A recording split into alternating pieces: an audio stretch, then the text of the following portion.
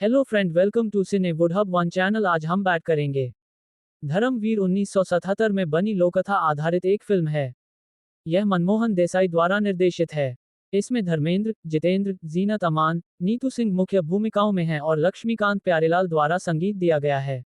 साथ ही इसमें धर्मेंद्र के छोटे बेटे बॉबी देओल कुछ समय के लिए अपने पिता के चरित्र के बचपन के रूप को निभाते हुए दिखाई देते हैं।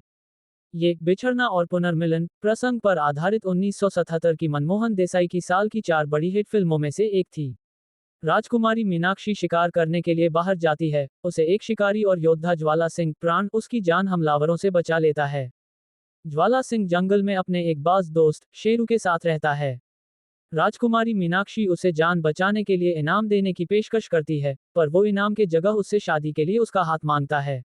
लेकिन उसके पिता उसकी इस मांग से इनकार कर देते हैं। उसी रात उनकी नींद एक बाघ के कारण खुल जाती है। वो बाघ एक गांव वाले को मार देता है। ज्वाला अपने कपड़े से उसके मृतदेह को ढक देता है। वो उस बाघ के साथ लड़ाई करता है और उसी बाघ के साथ पहाड़ से नीचे गिर जाता है। राजकुमारी उस गांव वाले की मृतदेह को देखकर सोचने लगती है कि ये ज्वाला सिंह है, जिससे उसे सदमा लग जाता है। उसके पिता उसकी शादी एक राजसी परिवार में करा देते हैं। ज्वाला को पता नहीं होता है कि मीनाक्षी उसके बच्चे की मां बनने वाली है। मीनाक्षी का भाई राजा सतपाल सिंह जीवन को कोई बोलता है कि एक भविष्यवाणी के अनुसार वह अपने सबसे बड़े भांजे द्वारा मारा जाएगा। मीनाक्षी एक बच्चे को जन्म देती है और सतपाल उस बच्चे के जन्म लेने के कुछ ही समय बाद उसे मारने के लिए खिड़की से बाहर गिरा देता है। उस बच्चे को शेरू पकड़ लेता है और उड़ते हुए अपने मालिक ज्वाला के पास आ जाता है। ज्वाला शेर के कारण काफी घायल हो जाता है। उसका इलाज एक लोहार और उसकी पत्नी करते हैं। उन दोनों की कोई संतान नहीं होती है और पक्षी एक बच्चे को लाता है तो उन्हें लगता है कि वो उपहार स्वरूप उस बच्चे को लाया है। जब ज्वाला को होश आता है तो वे लोग सारी बात बताते हैं और वो उनसे कहता है कि इस बच्चे को वे लोग अपने बच्चे की तरह पालें। वहीं पता चलता है कि मीनाक्षी ने जुड़वा बच्चों को जन्म दिया है और सतपाल को तो बस पहले बच्चे से ही खतरा था। इस कारण वो दूसरे बच्चे को मारने की कोशिश नहीं करता, बल्कि अपने बच्चे से उसे बदल देता है। लेकिन उसकी पत्नी उसके सोने के बाद वापस बच्चों को बदल देती है।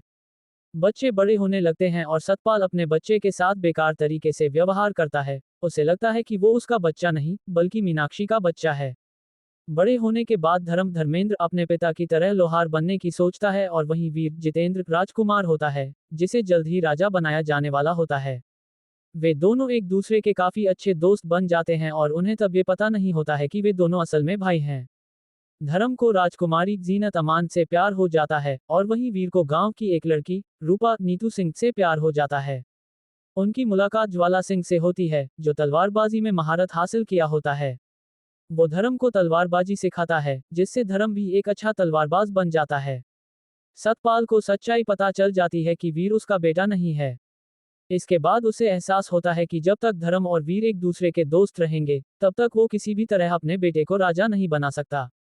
इस कारण वो धर्म और वीर के मध्य दुश्मनी पैदा करने के लिए धर्म की मां को शाही तीर से मार देता है। उस राज्य का कानून आंख के बदले आंख वाला होता है। धर्म अपनी मां के बदले महारानी मीनाक्षी से उसकी मां बनने को कहता है। इसके बाद वीर और धर्म के बीच दुश्मनी हो जाती है और वे दोनों लड़ने लगते हैं। सतपाल सोचते रहता है कि अगर किसी ने किसी को भी मारा तो मारने वाले को दूसरे की हत्या करने के दोष में मार दिया जाएगा, जिससे एक ही बार में दोनों खत्म हो जाएंगे। लड़ाई के दौरान बूढ़ा लोहार आता है और महारानी को बताता है कि किस तरह उसे धर्म एक बाज के कारण मिला था। वो उस कपड़े को दिखाता है जिसमें वो बच्चा लपेटा गया था।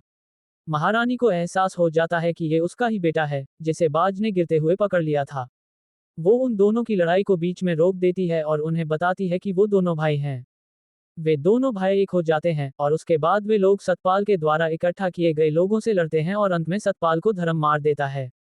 हमारा वीडियो पसंद आया तो लाइक करें, शेयर करें और सब्सक्राइब जरूर कर दीजिए।